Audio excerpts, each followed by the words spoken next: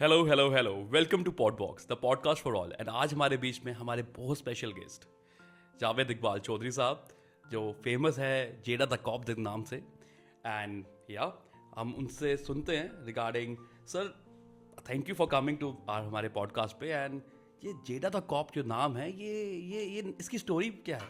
Story कुछ नहीं है, जैसे सबका एक निक नेम होता है। मेरा नाम जेदा है, घर का नाम दादाजी ने डाला था। जावेद का शॉर्टकट जेदा, तो बाद में मैं कॉप बन गया। तो इंस्टाग्राम पे मेरा नाम जावेद इकबाल चौधरी था। फिर मैंने भी सोचा कि थोड़ा डिफरेंट किया जाए, तो मैंने अपना निक नेम के साथ अपना प्रोफेशन जोड़ा और Jeda the cop. Jeda the cop. So sir, I am pretty sure इस नाम में कुछ ऐसी चीज़ है। इवेंचुअली जब हम तो आपको बहुत देर से स्टॉक कर रहे हैं ठीक है, बहुत देर से आपको देख रहे हैं, आपको फॉलो कर रहे हैं। एंड इवेंचुअली ये नाम इट साउंड सो, मतलब कहीं ना कहीं ये नाम इतना पॉपुलर हो चुका है अभी जम्मू में नाम में। आपको कैसा लग रहा है सर? आई मीन टू से like I am pretty sure आपकी पूरी लाइफ जो है वो बहुत इंटरेस्टिंग रही है, बिकॉज एक पुलिसमैन की लाइफ जो है वो आसान तो नहीं है। बट इसके साथ ही इंस्टाग्राम की जो एक जर्नी स्टार्ट होती है, ये टर्न कहाँ से आता है? एक्चुअली जब हम कॉलेज में थे तब सोशल मीडिया तो था नहीं, ना ही ये 4G नेटवर्क। अब तो 5G आ गया। तो जब मैं पुलिस में भर्ती हुआ तो उसके साथ साथ मैंने फेसबुक का अकाउंट बनाया था। मुझे याद है, ट्रेनिंग में मेरे बैचमेट ने मुझे अकाउंट बना के दिया था फेसबुक का। उसके बाद उसके 1-2 साल के बाद 2014 में मैंने इंस्टाग्राम अकाउंट बनाया था। तो मुझे चलाना नहीं आता था इंस्टाग्राम ओके। सीखा मैंने किसी से। तो कोई जिम में था, उन्होंने सिखाया। फिर धीरे धीरे मैं अपनी पिक्स अपलोड करता था। तो ज़्यादातर मैं कैफ़ेज़ में बैठना पसंद करता था। तो ब्लैक कॉफ़ी के मग के साथ पिक लिया, अपलोड कर दिया। लोगों को पसंद आने लगा और थोड़ा फेमस हो गया। फिर रील्स का ज़माना आ गया। ओके। तो रील्स से पहले ही मेरे 10K हो चुके थे। वाह। तो उसके बाद 2019 में नेट बंद हो गया यहाँ पे। जो भी था नेट 6 महीने के लिए नेट ऑफ हो गया। तो 10K पे ही अटका रहा। फिर बाद में धीरे धीरे ग्रोथ हो गई। फिर रील्स में भी थोड़ा 15-16K तक गया मैं। तो उसके बाद अब मुझे थोड़ा पिछले 4 महीने से मेरा इंस्टाग्राम अकाउंट लगभग डबल फॉलोअर्स हो गए हैं, 15 to 30। तो अब ये जर्नी आगे बढ़ती जा रही है और लोगों का प्यार बहुत मिल रहा है और सपोर्ट भी मिल रही है। और एक चीज़ और मिल रही है जो मैंने लाइफ में कभी फेस नहीं की, हेटर्स भी ओके। मिल रहे हैं। जितना मैं जानता हूँ सर आपको, आई डोंट थिंक सो आपके कोई हेटर्स हैं। मैंने भी हमेशा यही सोचा और हमेशा यही कहा। हमेशा मेरा छोटा भाई भी है तारिक, तो उसको भी उसने भी मुझे बहुत बार बोला कि कोई ना कोई तो आपसे हेट करता होगा। तो मैंने कहा यार ऐसा नहीं है। तो वो कहता तुझे शक है। मुझे बोलता कि तो ये आपको सच शक है कि अगर कोई ऐसा नहीं तरक्की है करता है तो उसको हेट्स मिलते हैं। तो मैं ये कह रहा था कि मुझे आज से मतलब 1 साल 2 साल पहले तक मैं जो फील करता हूँ, मुझे ये लगता था कि जैसा मैं हूँ वैसे ही सारे हैं। मैं अच्छा रहूँगा तो सारे अच्छे रहेंगे। लेकिन आज की डेट में मैं एक नई चीज़ सोच रहा हूँ कि आपकी सबको खुश नहीं कर सकते। चाहे आप जितना मर्जी अच्छा बन जाओ, जिसने आपसे हेट करनी है करनी ही करनी है। तो उसकी एक लाइव एग्जांपल मैं हूँ। मैंने खैर किसी का कुछ बिगाड़ा भी नहीं, ना मैं कोई उसमें प्रोफेशनल वाइज किसी से गलत किया कभी, ना मैं कोई गलत करता हूँ, कोई रिश्वतखोर हूँ या ऐसा वैसा भी नहीं हूँ। ना मैं कोई ज़्यादा वो कोई गुंडागर्दी की है कभी लाइफ में।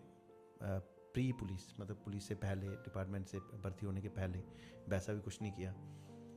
ना ही मेरी फैमिली ऐसी है, फैमिली बैकग्राउंड कि भाई किसी के साथ लागतबाजी बहुत ज़्यादा। मेरे पापा भी वैसे नहीं है। तो मैंने लगभग मिला के ये देखा कि आप जितना मर्जी अच्छा काम कर लें, जो मर्जी कर लें, आपको नेगेटिव पर्सन्स आपकी लाइफ में आने ही आने हैं। हाँ, आपने हंस के उनको जवाब देना है। आपने वो चाहते हैं कि वो आप उनके स्टैंडर्ड तक गिरो और उनसे बात करो, आपने वो नहीं करना है। स्माइल इट अवे, है ना? बस स्माइल करके आप उसको जवाब दे दीजिए। जी।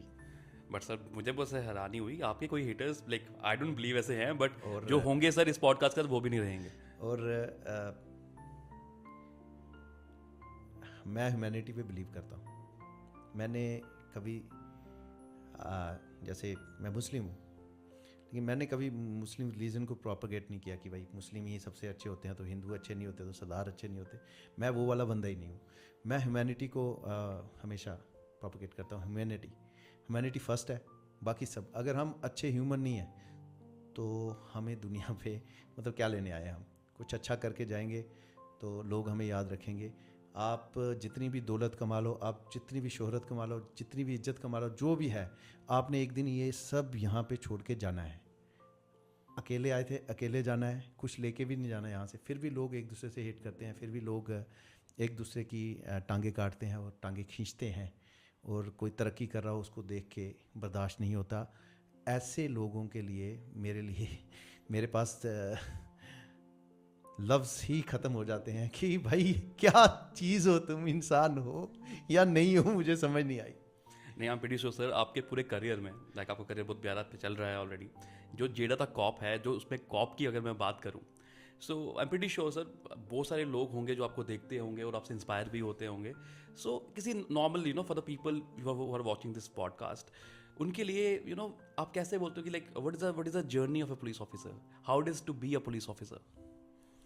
एक्चुअली पुलिस ऑफिसर बनने के लिए पहले तो आपको माइंड सेट होना चाहिए आपका। अगर आपने पुलिस ज्वाइन करनी है, काफ़ी टफ जॉब है। ओके। आसान नहीं है, हर किसी के बस का रोग नहीं है। पहले मैं ये कहूँगा, ये नहीं कि कोई पढ़ाई करेगा तो वो सिलेक्ट हो जाएगा। सिलेक्ट तो हो जाएगा, जॉब नहीं कर पाएगा जब तक उसका माइंडसेट पुलिस वाला नहीं होगा। सबसे पहले मैं ये कहूँगा, पूरा आप पब्लिक के लिए जी रहे हो, पूरा पब्लिक के लिए कर रहे हो, यही पुलिस की लाइफ है। सर टाइमिंग तो कुछ नहीं होती ना पुलिस में, like timing 24 hours it is. Actually police के डिफरेंट बींग्स हैं। ओके।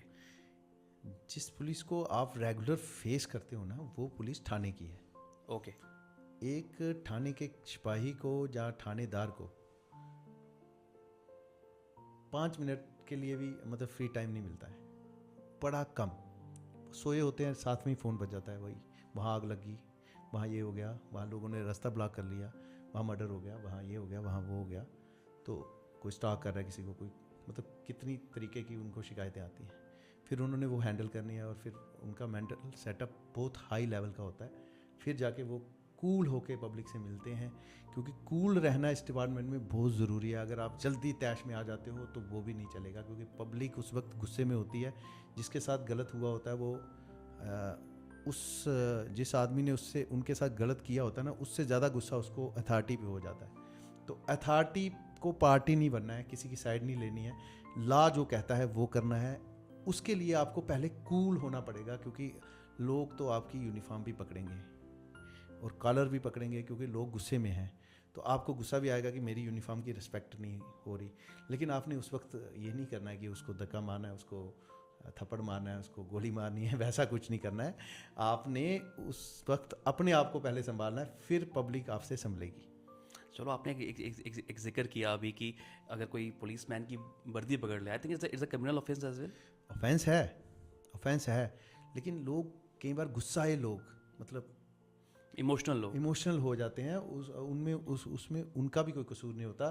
तो उस गुस्से में आके वो ऐसा कर दें, नॉट मतलब भाई ऐसे कोई पर्सनल रिवेंज के लिए नहीं, कोई टाइम ही ऐसा होता है उन पे, वो ऐसा वक्त होता है कि कई बार ऐसा हो जाता है। तो उस वक्त आपने अपने आप में थोड़ा पेशेंस रखना है। सो एक सर कभी आपके साथ ऐसी कोई सिचुएशन हुई जहाँ पे मतलब चीज़ें आउट ऑफ कंट्रोल हो रही थी एंड आपने somehow इसको संभाला? जी, बहुत बार होता है। लॉ एंड ऑर्डर बनता है, लॉ एंड ऑर्डर में हमारी ड्यूटीज़ लगती हैं। हम जाते हैं, और ये नहीं कि जाते ही हम डंडा लेके शुरू हो जाएंगे उनको। पहले हम बड़ा प्यार से, हमें पता है हाईवे ब्लॉक किया है इन्होंने, हमें पता है पीछे जैम में कितनी पब्लिक खजल हो रही है। आपको पता है एक हाईवे ब्लॉक होना एक बहुत बड़ी बात, बहुत बड़ी बात होती है। नेशनल हाईवे को ब्लॉक करना लोग कर देते हैं, क्योंकि उस वक्त उनके साथ कुछ हुआ होता है ऐसा गलत। तो वो सोचते हैं ब्लॉक करेंगे फिर ही गवर्नमेंट हमारी बात सुनेगी। कुछ वे में उनको लगता है कि भाई प्रेशराइज करते हैं वो प्रेशर ग्रुप्स हैं, ठीक है, प्रेशर मेंटेन करने के लिए। तो जब हम वहाँ पे जाते हैं तो हमें वहाँ पे पथराव भी हो जाता है। कई बार हम पे मतलब लाठी, वो खुद हमने लाठी पकड़ी होती है, लेकिन उनके पास भी लाठी होती है, ठीक। गांव वाले भी होते हैं बीच में, और कई बार पुलिस कम होती है। हमेशा देखो पब्लिक ज़्यादा ही है, परसेंटेज 10 बंदे होंगे हमारे, वो हज़ारों की तादाद में होंगे। तो बड़ा प्यार से उनसे मिलते हैं और बड़ा कंट्रोल अपने आप में रख के, चाहे कोई गाली भी दे दे उस वक्त हम पूरा सुनने के लिए जाते हैं। हमें पता है कि अब सुनेंगे, थोड़ा सा गर्दन हम नीचे रखेंगे तो पब्लिक शांत हो जाएगी, फिर ये हमारी बात समझ आएंगे। हम ये चाहते हैं।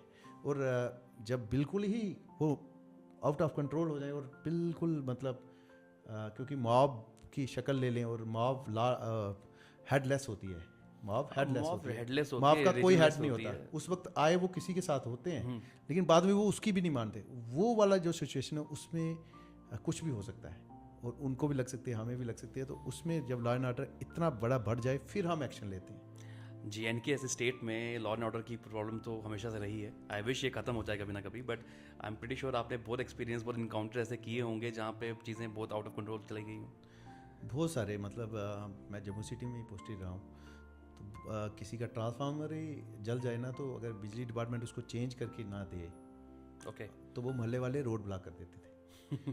ओके तो रोड ब्लॉक होगा तो जेई नहीं आएगा, जेई को कोई तकलीफ नहीं होगी, तकलीफ होगी पुलिस को, क्योंकि गाड़ियाँ रुक गई, ट्रैफिक रुक गया।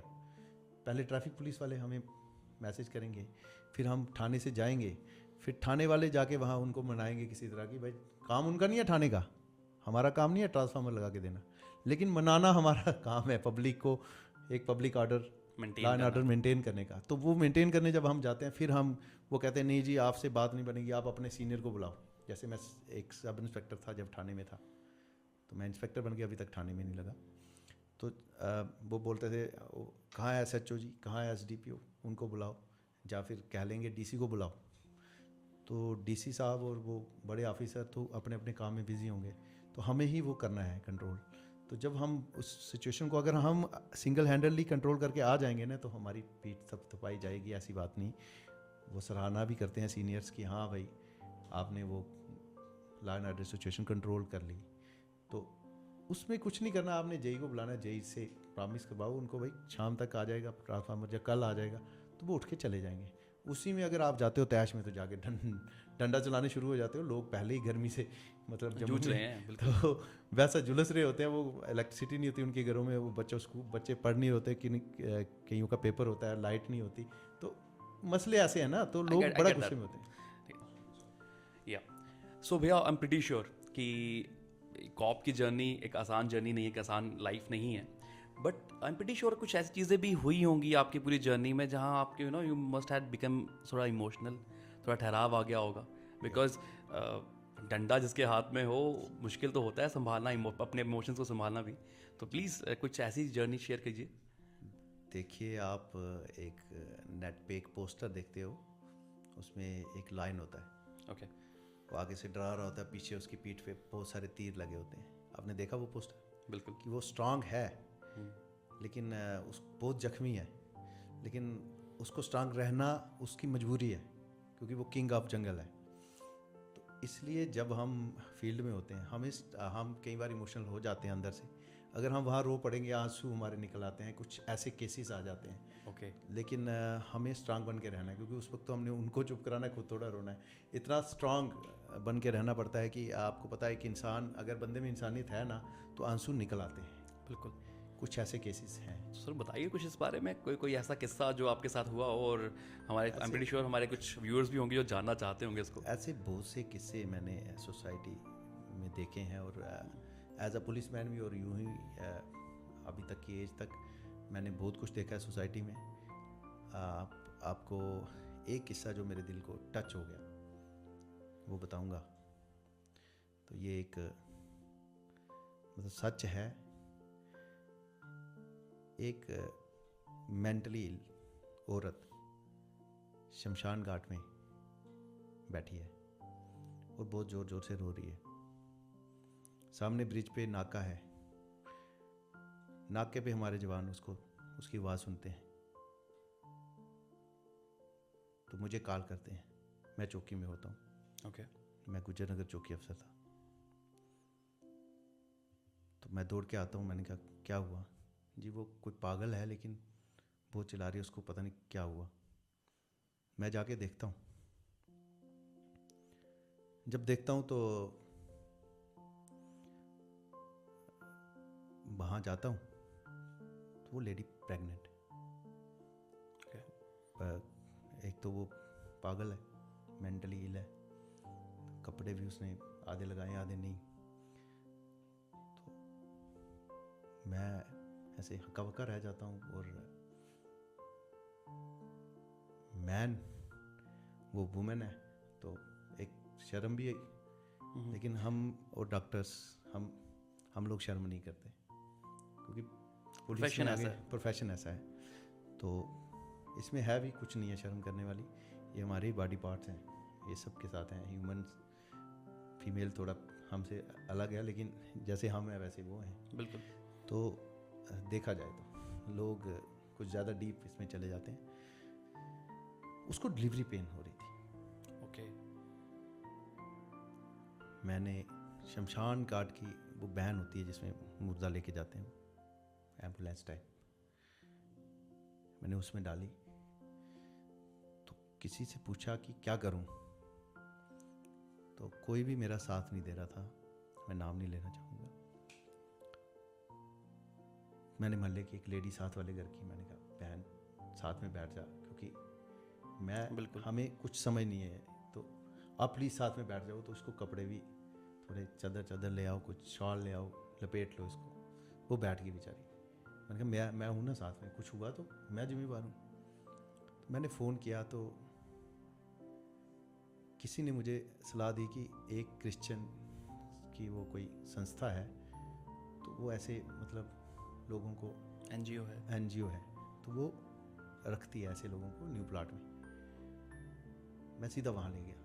तो जब मैंने उनको बताया ये प्रॉब्लम भी है, इसको शायद डिलीवरी पेन से क्या है, तो उन्होंने कहा कि आप एज अ पर्सन लिख के दो, चौकी अफसर नहीं, एज अ पर्सन, कि आप लेके आए हो, ऐसे हम नहीं लेंगे।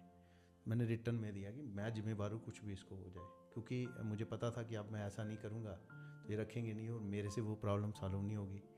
तो उन्होंने उसको रखा रात को। तो दूसरे दिन उसको मतलब डिलीवरी होगी, बेटा हुआ उसको। वो भी उन्होंने अनाथालय में कहीं दे दिया उसको, वो भी ठीक होगी, मतलब बच गई उसकी जान। लेकिन मैं वो उसके पीछे क्या था क्या नहीं है मुझे कोई स्टोरी पता नहीं, वो कहाँ से आई मेरे उसमें यूडिक्शन में। लेकिन वो भी उन्होंने सब हल तो हो गया, लेकिन मेरी लाइफ में ना एक वो इमोशनल टच मेरे साथ रह गया कि मैंने कहा यार लोग कितने, दुनिया कितनी मतलब डरावनी है। बिल्कुल। कि एक पागल औरत है, कोई मदद करने को तैयार नहीं। उसकी मदद नहीं किसी ने की, वो चिल्ला रही है, पूरा मोहल्ला उधर ही था, औरतें देख रही थी, लेकिन आ कोई नहीं रहा था जब तक मैं नहीं गया। तो इसलिए किसी भी सिचुएशन में आपको जाना है वहाँ, अगर आप पहुँच गए तो अगर आपके दिल में सच्चाई है तो कोई भी सिचुएशन हल हो सकता है उसका। आपको लगता है भैया कि कहीं ना कहीं टॉलरेंस जो है या लोगों में जो गुस्सा है वो बढ़ चुका है हमारे समाज में अभी? लोग किसी को आई मीन टू से मतलब वो सुनना नहीं चाहते, वो सिर्फ सुनाना चाहते हैं, वो सिर्फ बोलना चाहते हैं, वो सुनना बिल्कुल नहीं चाहते। और आई एम प्रीटी श्योर कि आपको भी ये सब चीज़ों की वजह से दोनों पक्षों की बातें वो सब बता ही रहे हैं, कोई सुनना तो चाहता ही नहीं है, तो वहाँ मुश्किल आ जाती है। बेसिकली सोसाइटी से मॉरल्स गायब हो गए। ओके। हम बच्चों को पढ़ा रहे हैं, बच्चे पढ़ भी रहे हैं, लेकिन पढ़ाई में बड़े इंटेलिजेंट है, ऐसी बात नहीं, लेकिन उनमें मॉरल्स, बड़े छोटे की तमीज़, कहाँ क्या बात करनी है, वो भूल चुके हैं। बड़े से बड़े स्कूल का बच्चा ले आओ आप, मतलब स्कूल का भी इशू नहीं है, फिर उसके हिसाब से देखा जाए स्कूल का इशू नहीं है, कोई भी स्कूल का पकड़ लो। फैमिली का भी इशू है।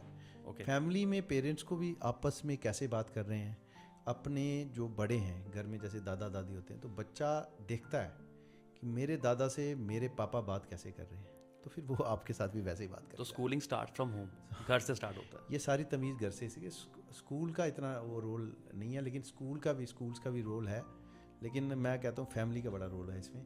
तो ये जो बच्चे ज़्यादा ही मतलब आप जैसे बोल रहे हो कि कोई सुन के किसी की राज़ी नहीं है, ये किड्स से शुरू हो जाता है, फिर जवानी में भी वो किसी को मानते नहीं, बुढ़ापे तक नहीं मानते, फिर वो बिगड़ जाते हैं। सर जैसे सोसाइटी आगे बढ़ रही है रूल्स तो स्ट्रांग होने चाहिए ना, it should be easier for the policeman to कहीं ना कहीं चीज़ों को और ईजी करना, बट आई थिंक उल्टा हो रहा है, ये और चीज़ें मुश्किल हो जा रही मैं हैं। कह रहा हूँ देखो, according to new age laws हम करते तो हैं, Amend करते हैं। लॉज इम्पोज कर रहे हैं हम, लेकिन अब लॉज को थोड़ा सा चेंज करने की भी ज़रूरत है। ओके कुछ लॉज बहुत पुराने हैं, पुरानी सोसाइटी में हमारे काम आते थे, अब ज़माना ही चेंज हो गया। जैसे आप देखो कि fraud cases, okay, online transactions जो ये रोज पहले था ही हो रही नहीं। हैं, पहले थी क्या? पहले तो ऑनलाइन ही नहीं थे। फिर आईटी एक्ट लगाना पड़ा, बिल्कुल। आईटी एक्ट निकालना पड़ा, उसको बनाना पड़ा, फिर आईटी एक्ट की धाराएं लगती हैं, अब जाके कंट्रोल आ रहा है इसमें। तो ऐसे ही ये मैंने एक छोटी सी एग्जांपल दी है। तो Sir- हर चीज़ के लिए न्यू लॉज। बिल्कुल, आई एम प्रीटी श्योर इसी कड़ी में अगर हम बात करें तो साइबर फ्रॉड काफ़ी चल रहा है इन दिनों। आई एम प्रीटी श्योर को बहुत सारी ऐसी कंप्लेंट्स आती होंगी ना, how to tackle it, like अगर कोई इंसान को या किसी एनी सिटीजन जो है हमारे आसपास, उनको किसी को दिक्कत आती है साइबर फ्रॉड का, तो राइट वे क्या होना चाहिए? आई एम प्रीटी श्योर आपके माध्यम से ना लोगों को पता चलेगा ये राइट मूव क्या है, बिकॉज आई एम प्रीटी अभी जैसे कि इंस्टाग्राम पे फेक आईडीज़ बन रही हैं, ट्रांजेक्शन्स बेमानी ट्रांजेक्शन्स हो रही हैं, और बहुत सारे लोग फंस रहे हैं इन चीज़ों में। तो एक राइट वे क्या है, एज एक प्रोटोकॉल क्या रहना चाहिए सिटीज़न के लिए इस सिचुएशन में? देखिए, आपको मैसेज कोई भी करे, आपने उस मैसेज का रिप्लाई नहीं करना है। ओके, बैंक के फ्रॉड्स ज़्यादा आते हैं कि आपके वही बैंक खाता का वो कोई अकाउंट नंबर ये है क्या है, या फिर मैसेज आएगा कि आप अपना वो पिन कोड चेंज करिए, वो हमें बताइए, हम यहाँ से चेंज करेंगे। ऐसे ही लोग फ्रॉड में फंस रहे हैं ना। या फिर आजकल तो वो भी आता है, एक मैसेज आता है, उसको सिर्फ क्लिक ही करो, लिंक भेजा होता है, तो लिंक सीधा ओपन कर देता है। ओके, ऐसे इस टाइप के फ्रॉड्स हैं कि आपको पता भी नहीं लगेगा कब आपका अकाउंट हैक हो गया और उन्होंने पैसे ड्रा कर ये दिए। ट्रेसेबल है? ट्रेसेबल भी है, लेकिन कुछ हैंडलर्स जैसे दिल्ली में अगर होगा तो वो हम इजीली उसको ले आएंगे पकड़ के। जैसे झारखंड के जंगल में कोई बैठ के इस गिरोह को चला रहा है। हमने ज़्यादातर झारखंड पुलिस से भी हमने करके रखा है JNK ने, लेकिन आप मानोगे बहुत सारे केसेस में हम खाली हाथ आते हैं वहाँ से, क्योंकि उस जंगल में वो वहाँ पे ट्रेस कर जाना, उनकी पुलिस भी वहाँ पे हमें नहीं जाने देती, क्योंकि वो काफ़ी टफ एरिया है। तो ऐसी जगह पे मतलब फ्रॉड तो साइबर का है, लेकिन उसमें आगे इन्वॉल्व कौन है हमें पता नहीं। हम वहाँ जाएंगे और क्या पता उनके ट्रैप में फंस जाएं, और पैसा भी है। ऐसा भी है। हाँ। ओके, इस स्पॉट का थोड़ा चेंज करते हैं, थोड़ा सा अलग मुहिम लेकिन अलग टर्न लेते हैं, and let's talk about Instagram journey sir. अब इंस्टाग्राम की जो जर्नी है, प्रीटी श्योर हमारे बहुत JNK के काफ़ी इन्फ्लुएंसर्स हैं जो आके आ रहे हैं आगे, एंड काफ़ी लोग सोशल प्रोफाइल जो है उनकी बहुत बढ़िया हो रही है विद टाइम। सो कोई उनके लिए मैसेज के अलावा भी कोई ऐसे आपके जर्नी में आपके साथ दिया हो किसी लोगों ने, एंड आपने किसी की जर्नी खुद देखी हो, कुछ आपके फ्रेंड्स हो ऐसे, उसके बारे में डिस्कस करते? देखो भाई, इंस्टाग्राम जर्नी की बात करें तो एक इंस्टाग्राम जर्नी है, जैसे मेरे जैसा बंदा, आम पुलिस ऑफिसर या जो भी आम बंदा जो आम रोज़मर्रा की ज़िंदगी में मतलब यहीं जम्मू में रहता है और अपनी जॉब भी करता है, अपने थोड़े शौक भी पूरे कर रहा है, उसकी इंस्टाग्राम जर्नी अलग है। जैसे मेरे 30 के हुए पूरे 10 साल बाद, ओके, 9 साल बाद।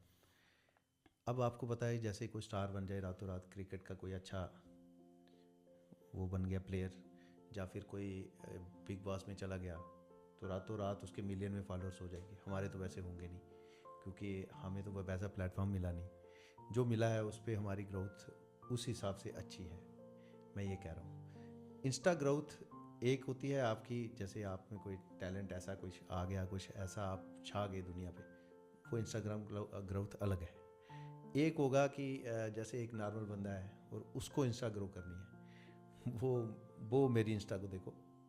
तो मतलब आप कह रहे हो कि ना कहीं नेचुरल वे जो है, नेचुरल वे, जैसे आप समझ रहे हो, जैसे फर्ज करो ऑर्गेनिक। जेदा का काप नहीं हूँ, ओके, ना मैं काप हूँ ना मैं जेदा हूँ, और मैं जावेद चौधरी हूँ और जम्मू में रहता हूँ। ठीक, एक दिन मुझे मौका मिल गया, मैं बिग बॉस में चला गया, वहाँ 2-4 एपिसोड में मैं नज़र आया, आप मेरा इंस्टा पे अकाउंट देखोगे 1 मिलियन हो गया, क्योंकि पूरा इंडिया देख रहा है उसको। तो 10 लाख बंदा कहाँ से आया कोई पता नहीं लगा। एक है जेदादा कॉप, जिसको आपने बार बार उसकी पोस्ट देखी, मेरी 4500 के करीब शायद, मैं अभी दिखाता हूँ आपको, बताता हूँ कितनी है। हाँ 4170 पोस्ट हैं। ओके। हाँ 4170 पोस्ट है मेरी। ये अगर रोज़ की एक चढ़ानी हो तो 11-12 साल लगेंगे इतनी पोस्ट अपलोड करने में, वाह, जितनी मेरी इंस्टा पे पोस्ट है। तो ये पूरी ऐसी मेहनत है। ग्रोथ मैंने धीरे धीरे की है। हाँ मेरी ग्रोथ धीरे ज़रूर हुई है, लेकिन आज मैं JNK में 30K के हिसाब से जो 1 मिलियन वाले हैं ना, उनसे ज़्यादा फेमस और हूँ। क्योंकि सर ऑर्गेनिक हो ना आप, ऑर्गेनिकली ऐसे ही बढ़ती है ना, इसलिए। Pretty sure. अच्छा लगता है सुन के, and specially for someone you know coming from, because मुझे लगता है कि जम्मू की जब हम बात करते हैं ना सर, जम्मू एक छोटा सा एक यू नो लाइक छोटा सा एक फैमिली है, बिकॉज बहुत बड़ा तो जम्मू है ही नहीं, छोटा सा शहर है हमारा। छोटा सा शहर है हमारा। यहाँ एक दूसरे को हम जानते भी हैं, बिल्कुल, किसी ना किसी तरीके से जान ही देते हैं। हाँ। लेकिन मैं आपको एक बात बताऊंगा, यही मैं बता रहा हूँ आपको कि जैसे इंस्टा ग्रोथ है, जैसे मेरी हुई है 30K है, लेकिन मुझे सब जानते हैं। जम्मू में, लद्दाख में, कश्मीर में, पुंछ में, कहीं भी आप जम्मू रीजन की पूरे की बात ले लो, डोडा किश्तवाड़, कहीं कोई जगह छूटी नहीं है जहाँ मेरे फ़ैन नहीं है। ये नेचुरली ग्रो होता है जब आप रोज़ पोस्ट चढ़ाओ, ये वो रील्स वगैरह। लोग कहाँ से आपको, आपकी पर्सनैलिटी को कहाँ से पकड़ लें, वो अलग बात है। तो ये ऐसे करके ग्रो होता है चैनल। उसके बाद आपका दूसरा, कुछ लोग सिर्फ इसी में हैं जो इन्फ्लुएंसर है। मैं एक कॉप भी हूँ, बिल्कुल मैं फिटनेस फ्रीक भी हूँ, बिल्कुल। मैं इन्फ्लुएंसर भी हूँ। तो एक इन्फ्लुएंसर जब इंस्टा पे पोस्ट चढ़ाता है ना, तो वो अपनी इंस्टा ग्रो करने के लिए करता है। मैं जब इंस्टा पे पोस्ट चढ़ाता हूँ तो मैं यूथ को अपनी साइड खींचता हूँ, लेकिन कुछ अच्छे कामों के लिए, हार्ड वर्क करने के लिए बोलता हूँ। चाहे वो फिटनेस का हो, चाहे वो पढ़ाई का हो, उनको बेल्ट फोर्सेस की तरफ खींचता हूँ, ताकि वो आर्मी, पुलिस, इनमें उनका रुझाव हो। क्योंकि सब बिजनेस करने लगे तो देश को कौन बचाएगा भाई। बिल्कुल सर, बिल्कुल। हाँ, मुझे पता है वहाँ पैसा बहुत है बिजनेस में। मैं मानता हूँ एक, जैसे मैं हूँ तो एक बंदा प्रॉपर्टी का कोई काम कर रहा होता उस वक्त का, जिस टाइम से मैं पुलिस में हूँ, तो अभी तक वो मेरा और उसका बैंक बैलेंस में ज़मीन आसमान का फ़र्क है। लेकिन मुझे बैंक बैलेंस नहीं चाहिए। जो मैंने कमाया है ना, वो मुझे नहीं लगता कि उन्होंने कमाया है। मैंने प्यार कमाया है, मैंने फैंस, मतलब मैं क्या बताऊँ आपको, मुझे अच्छा फील होता है कि भाई जहाँ जाता हूँ, जेदा भाई आ गए, जेदा भाई आ गए, जेदा भाई आ गए। फैन की कहानी सुना दीजिए। कोई ऐसा किस्सा जो कहीं ना कहीं आई मीन से आपके दिल के बहुत करीब हो। फैंस कई किस्म के हैं। कुछ ऐसे हैं जो आपकी तरह बनना चाहते हैं। ओके। और बिल्कुल मैंने कुछ लोग ऐसे देखे हैं जो मेरी रील्स देख के सेम रील्स बनाते हैं। वो आपके फैंस भी हैं और वो चाहते हैं कि आपको, मतलब पूरा कॉपी करके। सर हाँ जी, आप पूछ रहे थे फैंस के बारे में। बिल्कुल। तो मैं डिफरेंट काइंड्स ऑफ फैंस रोज़ फेस करता हूँ। फैंस कुछ ऐसे हैं इंस्टा पे, जैसे मैं कॉफ़ी के मग के साथ पिक लेता हूँ, तो वो भी ऐसे ही सेम मग के साथ पिक लेते हैं। जैसे मैं रील बनाऊँगा कहीं गाड़ी के आगे पीछे, वो भी अपनी गाड़ी के आगे पीछे रील बनाएंगे। मैं उनको 2 शब्दों में यही कहना चाहता हूँ, मुझे कॉपी मत करो। मैं ये नहीं सिखा रहा कि मुझे ही कॉपी कर लो आप। मैं ये सिखा रहा हूँ कि आप एक इंडिविजुअल ह्यूमन बीइंग हो, आपकी एक अपनी पर्सनैलिटी है। अगर आप किसी को कॉपी करोगे ना, तो आपकी अपनी पर्सनैलिटी ख़त्म हो जाती है। और हर एक में अलग अलग कैपेबिलिटी है। क्या पता कुछ चीज़ों में मैं अच्छा हूँ, कुछ में वो अच्छे हों। उनको वो चीज़ अपनी बाहर निकालनी है। मेरा क्या चल गया वो मुझे पता है, उनका क्या चलेगा वो उनको पता है। तो कॉपी नहीं करना है। अब वो रील्स भी वैसे ही बनाते हैं और वो सोचते हैं कि मग के साथ फ़ोटो लेंगे, जब मग के साथ रील्स बनाएंगे तो हमारे भी फॉलोअर जेदादा काफ जितने हो जाएंगे, वैसा नहीं होगा। और हुआ भी नहीं। मैंने देखा, 1-2 साल से देख रहा हूँ कई लड़कों को, मैंने समझाया भी। अच्छा, कुछ ऐसे फैंस हैं जो पूरा कॉपी करेंगे मुझे, लेकिन मुझे फॉलो नहीं करते। और उनकी रील्स और उनकी पोस्ट मेरे कुछ फैंस मुझे भेजते हैं, सर देखो आपको कॉपी करता है लेकिन आपको फॉलो नहीं करता। मैंने कहा कोई बात नहीं, मैं किसी को थोड़ा घर जाके कहूँगा भी मुझे फॉलो करो।